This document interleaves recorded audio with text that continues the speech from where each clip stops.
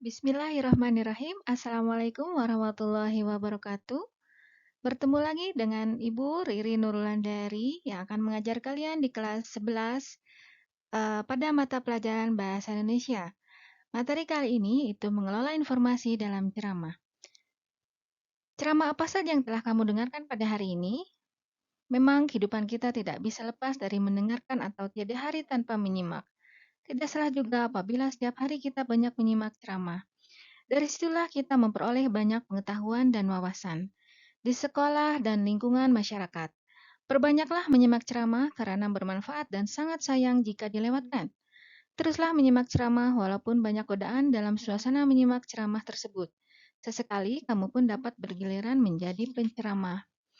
Untuk membekali kemampuanmu, pada bab ini kamu akan belajar mengidentifikasi informasi berupa permasalahan aktual dalam ceramah, kemudian menyusun bagian-bagian penting dari permasalahan aktual, lalu menganalisis isi, struktur, dan kebahasaan dalam ceramah, dan mengonstruksi ceramah tentang permasalahan aktual dengan memperhatikan unsur kebahasaan dan struktur yang tepat.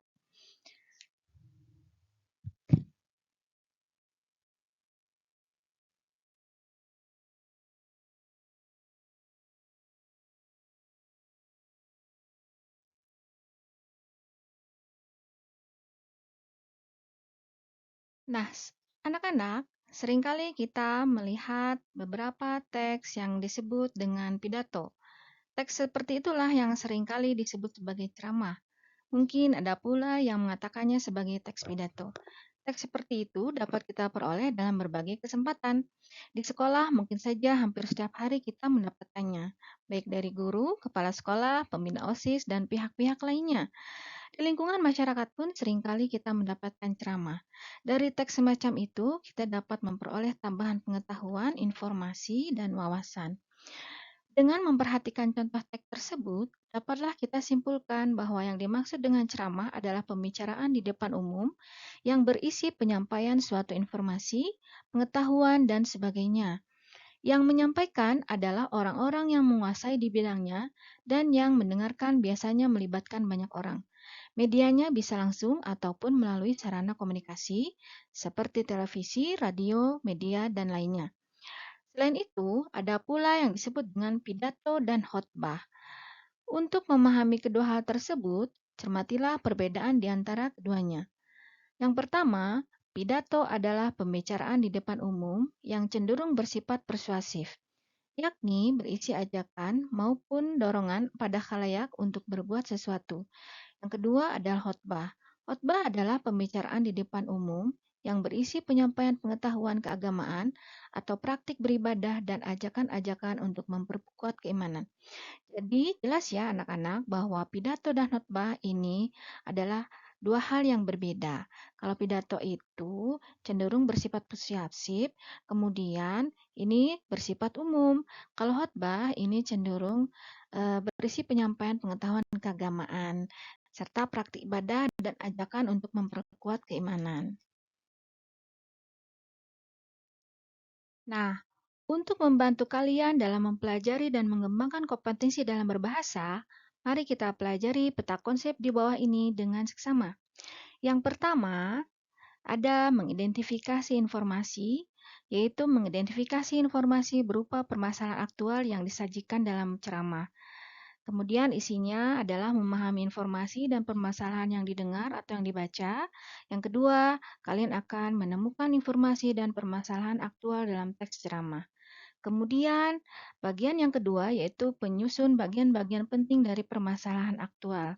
Isinya yaitu kita akan menelaah bagian-bagian penting dalam teks ceramah, kemudian menemukan kalimat majemuk bertingkat dalam teks ceramah. Yang ketiga, kita akan menganalisis isi, struktur, dan kebahasaan dalam ceramah, yaitu kalian akan mengidentifikasi struktur teks dalam ceramah, kemudian mengidentifikasi kaidah kebahasaan dalam teks ceramah. Yang keempat, kalian akan mengonstruksi ceramah tentang permasalahan aktual dengan memperhatikan kebahasaan dan struktur yang tepat. Yang berisi, kita akan menentukan aspek-aspek yang disunting dalam teks ceramah, kemudian menyampaikan hasil suntingan teks ceramah dengan memperhatikan penguasaan materi, vokal, gestur, ekspresi, dan intonasi.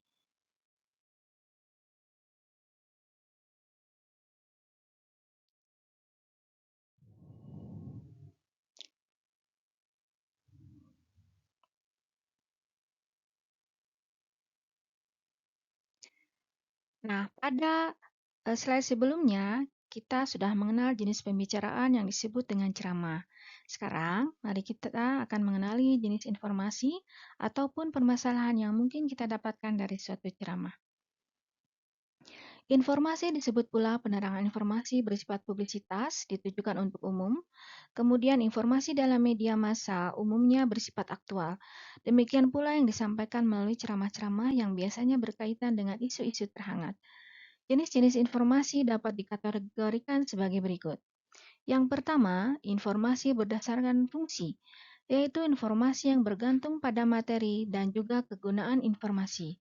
Yang termasuk informasi jenis ini adalah informasi yang menambah pengetahuan, informasi yang mengajari pembaca atau informasi edukatif, dan informasi yang hanya menyenangkan pembaca yang bersifat fiksional atau hayalan. Informasi yang menambah pengetahuan, misalnya tulisan tentang pergantian kurikulum. Informasi edukatif, misalnya tulisan tentang teknik belajar yang jitu.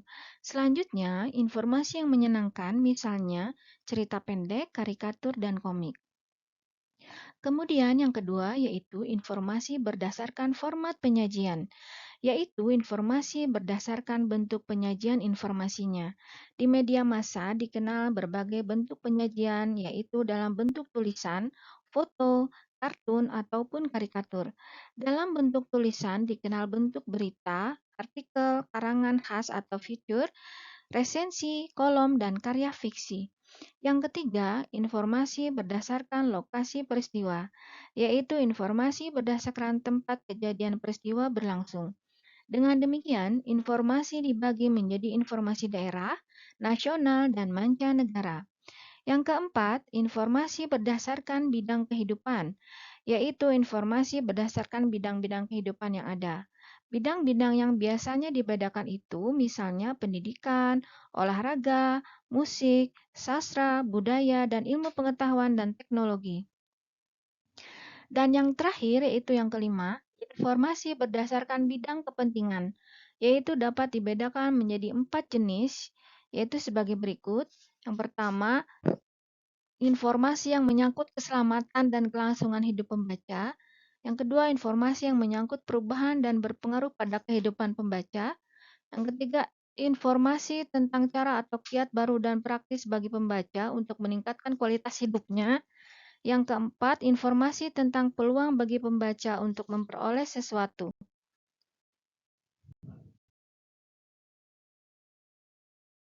Nah, anak-anakku sekalian, ketahuilah bahwa teks ceramah memiliki bagian-bagian tertentu yang meliputi bagian pembuka, isi, dan penutup. Bagian pembuka ini berupa pengenalan isu, masalah, ataupun pandangan pembicara tentang topik yang akan dibahasnya. Bagian ini sama dengan isi dalam teks eksposisi yang disebut dengan isu. Yang kedua, bagian isi. Bagian isi ini berupa rangkaian argumen pembicara berkaitan dengan pendahuluan atau tesis. Pada bagian ini dikemukakan pula sejumlah fakta yang memperkuat argumen-argumen pembicara. Yang ketiga, bagian penutup. Bagian penutup ini berupa penegasan kembali atas pernyataan-pernyataan sebelumnya. Nah, bagian pendahuluan atau tesis ini ada isu, ada permasalahan, ada pandangan umum penulis. Bagian rangkaian argumen ini berisi pandangan-pandangan atau berisi fakta. Bagian penegasan kembali ini berisi rangkuman dan kesimpulan. Nah, pada bagian pendahuluan, Ibu akan memberikan contoh seperti berikut. Pemilihan kata-kata oleh masyarakat akhir hari ini cenderung semakin menurun kesantunannya dibandingkan dengan zaman saya dahulu ketika kanak-kanak. Hal tersebut tampak pada ungkapan-ungkapan banyak kalangan dalam menyatakan pendapat dan perasaan-perasaannya, seperti ketika berdemonstrasi ataupun rapat-rapat umum. Kata-kata mereka kasar atau sarkastis, menyerang, dan tentu saja hal itu sangat menggores hati yang menerimanya. Nah, bagian itu mengenalkan permasalahan utama atau teksis, yakni tentang menurunnya kesantunan berbahasa masyarakat. Nah, kemudian Ibu akan memberikan contoh bagian isi atau rangkaian argumen. Fenomena tersebut menunjukkan adanya penurunan standar moral, agama, dan tata nilai yang berlaku dalam masyarakat itu. Ketidaksantunan berkaitan pula dengan rendahnya penghayatan masyarakat terhadap budayanya, sebab kesantunan berbahasa itu tidak hanya berkaitan dengan ketepatan dalam pemilihan kata ataupun kalimat. Kesantunan itu berkaitan pula dengan adat pergaulan yang berlaku dalam masyarakat itu. Kalimat isi tersebut merupakan salah satu bagian dari argumen pembicara tentang menurunnya kesantunan berbahasa masyarakat. Nah, yang terakhir, ini di bagian penutup, terdapat penegasan kembali. Contohnya seperti ini. Berbahasa santun seharusnya sudah menjadi suatu tradisi yang dimiliki oleh setiap orang sejak kecil. Anak perlu dibina dan dididik berbahasa santun. Apabila dibiarkan, tidak mustahil rasa kesantunan itu akan hilang, sehingga anak itu kemudian menjadi orang yang arogan, kasar, dan seringkali kering dari nilai-nilai etika dan agama. Tentu saja, kondisi itu diharapkan Tentu saja kondisi itu tidak diharapkan oleh orang tua dan masyarakat manapun. Nah, bagian tersebut merupakan suatu kesimpulan sebagai hasil penalaran dari penjelasan sebelumnya. Hal ini ditandai oleh kata-kata yang berupa saran-saran. Pada bagian-bagian struktur tadi sudah disampaikan yang berisi tesis, yaitu isu, permasalahan, pandangan umum penulis, kemudian rangkaian argumen yang berisi pendapat atau fakta, yang ketiga penegasan kembali yang berisi simpulan dan rangkuman.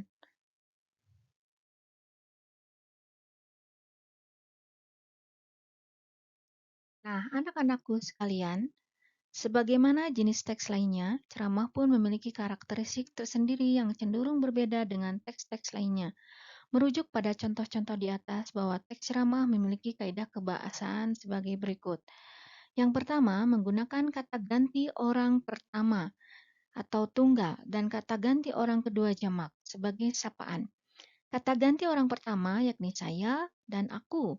Mungkin juga kata kami apabila penceramahnya mengatasnamakan kelompok.